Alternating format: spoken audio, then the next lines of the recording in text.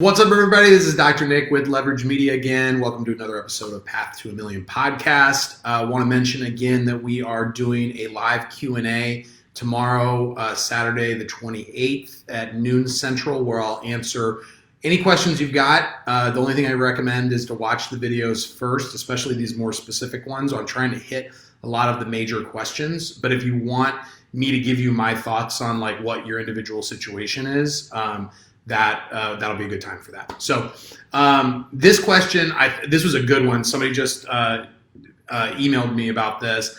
And should a chiropractor hire someone to, I messed that up. But should a chiropractor hire someone to do their loan application?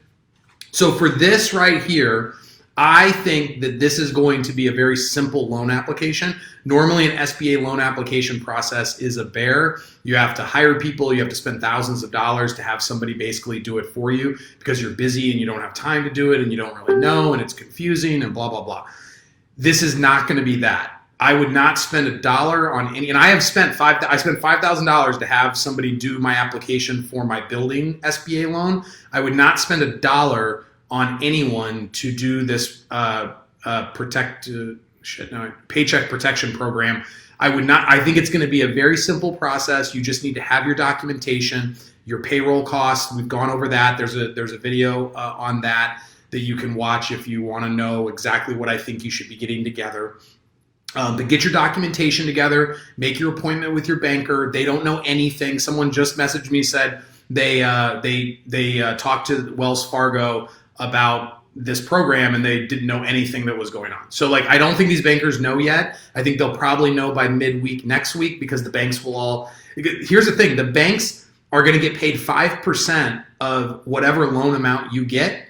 So they are incentivized to make sure that they understand this. They'll probably be reaching out to you. I told my banker yesterday, I was like, dude, you should read the bill and start reaching out to these small businesses right now, especially people that are not customers. This would be the most amazing lead generation technique of all time for some local community bank to understand the bill, to be answering questions. I mean, I don't do this for a living. Like I'm not telling you pay me to do your application for you. I'm just trying to help chiropractors out. And I've already got people saying to me, thank you, and like, oh, what do you do? And they're asking about my services and blah, blah, blah.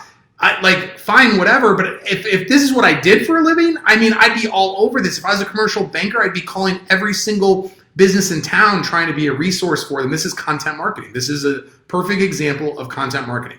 So do not pay anybody to do this loan application until we actually see what the loan application is. But I really think it's going to be like, show me you had a business, show me your payroll costs, then multiply by 2.5. Like this isn't gonna. There is no credit check. There's no personal guarantee. There's no collateral. Like you might just be walking out of the bank with a bag of cash. Like they are getting money into people's hands immediately. So now for the disaster loans, I think that those are going to be a little bit more complicated because those are going to actually be loans. But even those, I believe that they're getting rid of the we need to make sure that you pay this back part of it. So even in those loans, I would probably you probably have more time on your hands than you normally do, or at least your staff does. Somebody could be in charge of the SBA loan. So please do not spend any money on these loan applications. I think that they're going to be very simple. These loan people, they're already like posting stuff on my videos. They're like messaging me about things. Somebody watched an interview I did earlier today and like sent this scary email to Barb that did the webinar with me. And I haven't even had time to like read what it is that she said, but I just have this very strong feeling that they're going to make this process for this particular program, the loan forgiveness program, they're going to make it very simple. You do not need to pay $1,800, and people are coming out of the woodwork on that. I mean, you need no requirements. Oh, this was what I was going to make the video about. Sorry.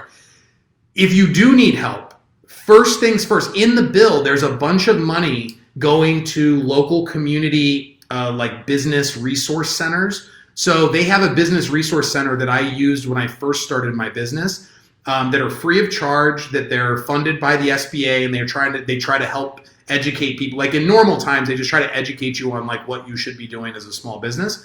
Most I would guess most cities over 50,000 people probably have one. Bigger cities will have female-specific ones. They'll have minority-specific ones. So if you do need help, which I don't think you will for this, but if you do need help, reach out to them first because they're getting extra funding in this bill to help with these things. So don't pay anything. Call those people first. Maybe call your local college. Sometimes they have small business offices in there and they got nothing to do either, so they're probably going to be able to help out. So hopefully this helped you guys. Don't give them any money.